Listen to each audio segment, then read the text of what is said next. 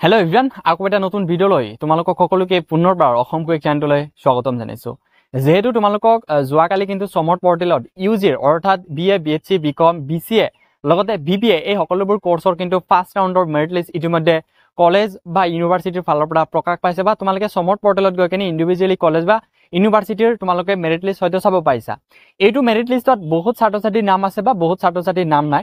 যোনসকল ছাত্ৰ-ছাত্ৰীৰ নাম আছে সেইসকল ছাত্ৰ-ছাত্ৰী সমৰ্থ পৰ্টেলৰ জৰিয়তে হয়তো এতিয়ালৈকে এডমিশন অফাৰ লাভ কৰা নাই বা বহুত ছাত্ৰ-ছাত্ৰীয়ে হয়তো এতিয়ালৈকে তোমালোকৰ সমৰ্থ পৰ্টেলৰ জৰিয়তে এডমিশন অফাৰ লাভ কৰিছা বা তোমালোকৰ এডমিশন কেতিয়ালৈকে হ'ব বা কেতিয়ালৈকে তোমালোকে একসেপ্ট কৰিব লাগিব। বাকি যোনসকল ছাত্ৰ-ছাত্ৰী এতিয়ালৈকে তোমালোকৰ মেৰিট লিষ্টত নাম তাতে যদি শ্ব' হৈ আছে যে নো অফাৰ বুলি, সো তোমালোক সেকেন্ড ৰাউণ্ডত নাম অহাৰ চান্স আছে নে নাই বা ফাৰ্ষ্ট ৰাউণ্ডত কিয় নাম নাহিলে আজিৰ এই ভিডিঅ' তোমালোকে জানিব পাৰিবা। সো যদি তুমি এইটো চেনেলত প্ৰথমবাৰ আহিছা, চেনেলটো সাবস্ক্ৰাইব কৰিবা, বেল আইকন টিপি অল কৰি দিবা যাতে এনেকুৱা ইনফৰমেটিভ ভিডিঅ' তোমালোকে অতি সোনকালে পাই যোৱা। আৰু আজিৰ এই ভিডিঅ'টো খুবেই গুৰুত্বপূৰ্ণ হ'ব যদি তুমি এইটো বৰ্ষত সমৰ্থ পৰ্টেলৰ জৰিয়তে বা যিকোনো ইউনিভাৰ্চিটি বা যিকোনো কলেজত যদি তোমালোকে ইউজিৰ কাৰণে এডমিশন কৰিম বুলি ভাবি আছা।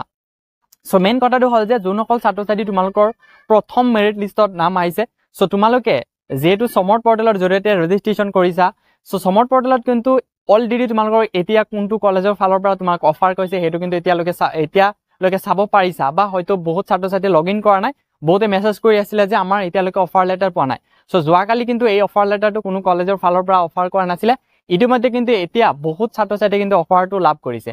সো তোমালোকে কি কৰিবা, ধুনীয়াকে সমৰ্থ পৰ্টেলত নিজৰ ৰেজিষ্ট্ৰেশ্যন আইডি বা ইমেইল আইডি দি কিনে পাছৱৰ্ড দি কিনে লগ ইন কৰিবা। লগ ইন কৰাৰ পিছত তোমালোকে মাই কলেজ এডমিশন অফাৰ তাতে যাই কিনে চাবা যে তোমালোকৰ এডমিশনৰ অফাৰটো লাভ কৰিছা। এতিয়া এডমিশনৰ অফাৰ যেহেতু তোমালোকে লাভ কৰিছা, সো তোমালোকে অহাকালিৰ পৰা অৰ্থাৎ এতিয়া সমৰ্থ পৰ্টেলত হয়তো তোমালোকে চাব পাইছে যে 4 আৰু 5 তাৰিখৰ ভিতৰত তোমালোকৰ এই এডমিশনটো কমপ্লিট কৰিব লাগিব। লগতে আকৌ 5 তাৰিখত সেকেন্ড মেৰিট লিষ্টৰ কাৰণে তেওঁলোকে প্ৰিপাৰেচন কৰিব এণ্ড 6 তাৰিখত তোমালোকক সেকেন্ড মেৰিট লিষ্টটো পাব্লিছ কৰিব। আৰু সেকেন্ড মেৰিট লিষ্টত অৰ্থাৎ যোনসকল ছাত্ৰ-ছাত্ৰী তোমালোকৰ ফাৰ্ষ্ট মেৰিট লিষ্টত নাম অহা নাই, বহুত ছাত্ৰ-ছাত্ৰীয়ে চিন্তিত হৈ আছে, কাৰণ তেওঁলোকে হয়তো এনেকুৱা এখন কলেজ দিছিলে সেইটো কলেজত কাট অফ বহুত গ'ল। সো যোনসকলে ভাবি আছে সেকেন্ড মেৰিট লিষ্টত আমাৰ নাম আহিব না নাই, তেনেকুৱা কথা নহয়। ফৰ এক্সাম্পল এটা কথা ভাবা, এজন ছাত্ৰই এইটো বৰ্ষত কিন্তু মেক্সিমাম 5টা কলেজত এপ্লাই কৰিব দিয়া হোৱা হৈছিলে। সো 5টা কলেজত যদি তেওঁ এপ্লাই কৰিছে কিন্তু কলেজত কিন্তু এডমিশন এটাই পাব। সো সেই যে এটা কলেজত দিব, বাকি 4খন কলেজত থাকিব, সেই 4খন কলেজত তোমালোকৰ নিজৰ নামটো কিন্তু সেকেন্ড মেৰিট লিষ্টত ধুনীয়াকৈ আহি যাব, যোনসকল ছাত্ৰ-ছাত্ৰী তোমালোকৰ ফাৰ্ষ্ট মেৰিট লিষ্টত অহা নাই। এইখিনি কথা মনত ৰাখিবা। আৰু তোমালোকৰ যোনখিনি ছাত্ৰ-ছাত্ৰী ফাৰ্ষ্ট মেৰিট লিষ্টত তোমাৰ নাম আহিছে, অহাকালি অৰ্থাৎ 4 আৰু 5 তাৰিখৰ ভিতৰত তোমালোকক এডমিশন কনফাৰ্ম কৰিব লাগিব। যদি তোমালোকে এডমিশন কনফাৰ্ম নকৰা, মানে অফাৰটো যদি একসেপ্ট নকৰা, তেনেহ'লে তোমালোকক আকৌ সেকেন্ড মেৰিট লিষ্টত নাম আহিব। অৰ্থাৎ সেকেন্ড মেৰিট লিষ্টত তোমালোকক কোৱা হ'ব যে বহুতে হয়তো এনেকুৱা থাকিব পাৰে যে আমাৰ ফাৰ্ষ্ট মেৰিট লিষ্টত যোনটো নাম আহিছে সেইটো কলেজত নলওঁ বা যোনটো কলেজৰ ফালৰ পৰা অফাৰ আহিছে, সো সেকেন্ড মেৰিট লিষ্টত আকৌ নেক্সট কলেজৰ ফালৰ পৰা অফাৰ আহিব। সো ফাৰ্ষ্ট মেৰিট লিষ্টত যোনটো অফাৰ আহিছিলে সেইটো কলেজত কিন্তু তোমালোকে এডমিশন কৰিব নোৱাৰিবা, কাৰণ অলৰেডি তোমালোকৰ সেইটো ডেট মানে এক্সপায়াৰ হৈ যাব। এইখিনি কথা তোমালোকে অলপ নকৰাকৈ তোমালোকে অলপ বুজি ল'বা। আৰু সেকেন্ড মেৰিট লিষ্টত যোনখিনি ছাত্ৰ-ছাত্ৰী তোমালোকে অপেক্ষা কৰি আছা, কাৰণ ফাৰ্ষ্ট মেৰিট লিষ্টত নাই, সো তোমালোকক ধুনীয়াকৈ সেকেন্ড মেৰিট লিষ্টত নাম আহিব। সেকেন্ড মেৰিট লিষ্টত নাম যেতিয়া আহিব, যিহেতু 6 তাৰিখত তোমালোকক সেকেন্ড মেৰিট লিষ্ট পাব্লিছ কৰিব, 7 আৰু 8 এই দুটা দিনক এডমিশন কনফাৰ্ম কৰিব লাগিব। আৰু এই দুটা দিনৰ ভিতৰত যদি তোমালোকে এডমিশন নকৰা, মই জানো যিহেতু এইবাৰ বেছি ধৰণৰ কাউন্সেলিং ৰখা নাই, মাত্ৰ 2টা কাউন্সেলিং, তাৰপিছত স্পৰ্ট কাউন্সেলিং হ'ব।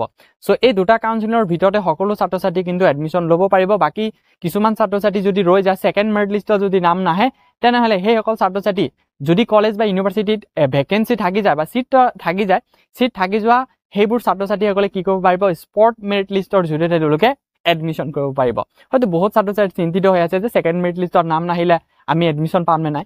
এইটো কথা এনেকুৱা নহয়, ইয়াতে এটা তোমালোকক বুজাব লগা আছিলে। আৰু এটা কথা ইম্পৰ্টেণ্ট কথা যে যেহেতু তোমালোকে এডমিশন কৰিবা, এডমিশনৰ কাৰণে যেহেতু অসম চৰকাৰৰ ফালৰ পৰা কোৱা হৈছিলে যে যোনসকল ছাত্ৰ-ছাত্ৰী তোমালোকে ইউজিৰ কাৰণে এডমিশন কৰিবা, এই ইউজিৰ কাৰণে এডমিশন কিন্তু এইটো বছৰত কোনো ধৰণৰ এডমিশন ফিজ দিব নালাগে। এডমিশন ফিজ সেইসকল ছাত্ৰ-ছাত্ৰীসকলক দিব নালাগে যোনসকল ছাত্ৰ-ছাত্ৰীৰ হাতত ৰেচন কাৰ্ড আছে, অৰ্থাৎ তোমালোকৰ হাতত নহয়, তোমালোকৰ মাক দেউতাকৰ হাতত যদি ৰেচন কাৰ্ড আছে আৰু সেই ৰেচন কাৰ্ডত যদি তোমাৰ নাম থাকে, তেনেহ'লে কিন্তু তোমালোকৰ কি হ'ব, এডমিশনটো ফ্ৰী হ'ব।